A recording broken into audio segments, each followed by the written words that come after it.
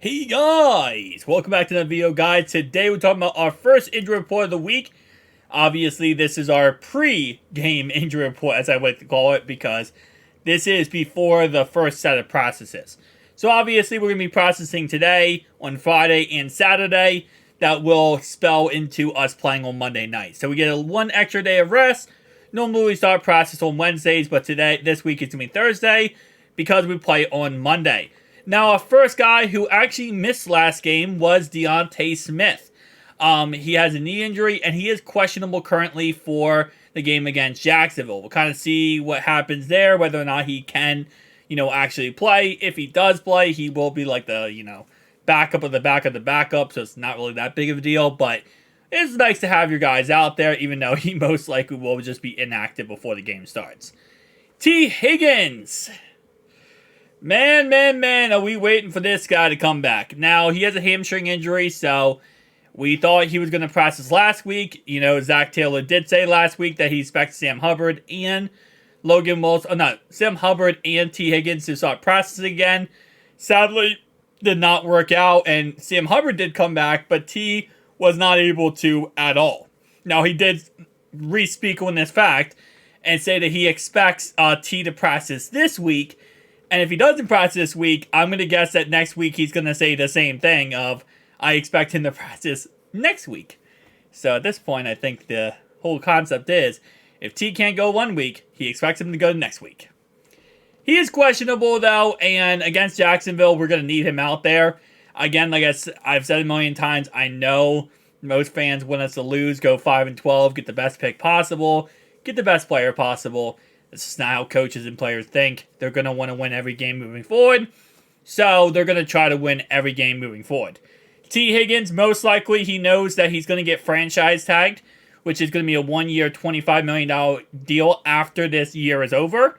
That's going to give the Bengals more time if they want to work out a contract with him, or just have him for another year and try to go for a Super Bowl run next year and see how that works out.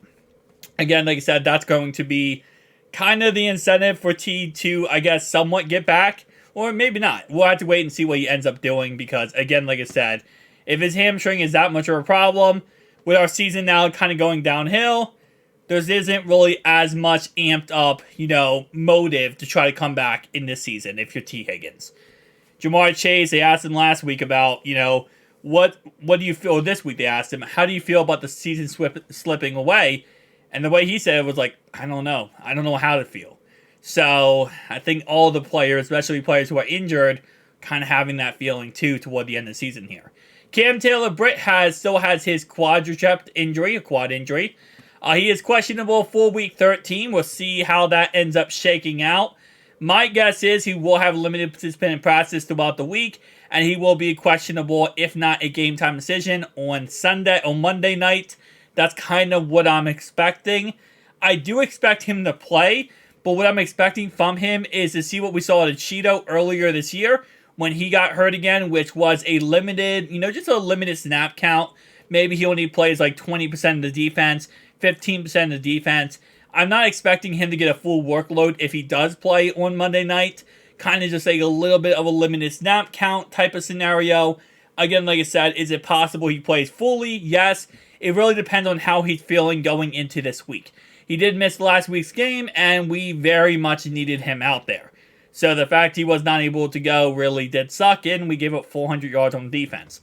Not saying that he's the strict reason why we gave up 400 yards, but having your best playmakers out there is always great, because Cam Taylor-Britt is known for taking one to the house. One of our best pick sixers, stats, touchdowners, stats, yeah.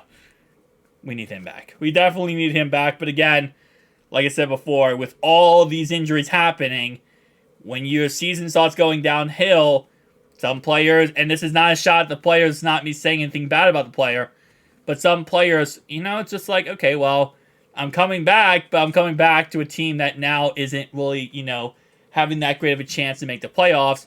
So do I really want to push my body to that point, or do I want to take more time and rest? And then, hopefully get back healthier for next season. So, some of these players, they're going to start looking toward next season, which it really isn't a bad idea. In all honesty, if you're a player for some circumstances. Again, all players want to win. If they can go out there and play, they will. But if they, again, are in a situation where it's like, hey, listen, I'm not 100% healthy, I'm not healthy, they might try to, kind of push themselves to the next season. Logan Wilson.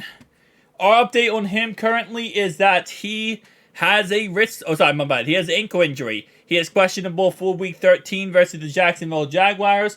And we'll see how, that goes this week.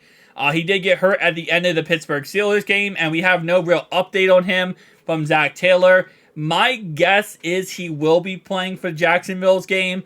My guess is probably, again, very much of a limited participant practice throughout the week, and then he ends up going, on Monday night and playing for us. Will he be on a limited snap count? That's very possible, especially depending on the severity of his injury. Based on what I've heard and understand, it doesn't seem like it's that severe, or to a point where we would be kind of like, whoa, this could be the worst thing ever. So I think he should be good moving forward. There hasn't been too many red flags of it being really an awful, horrendous injury. Next guy, Tyson Anderson.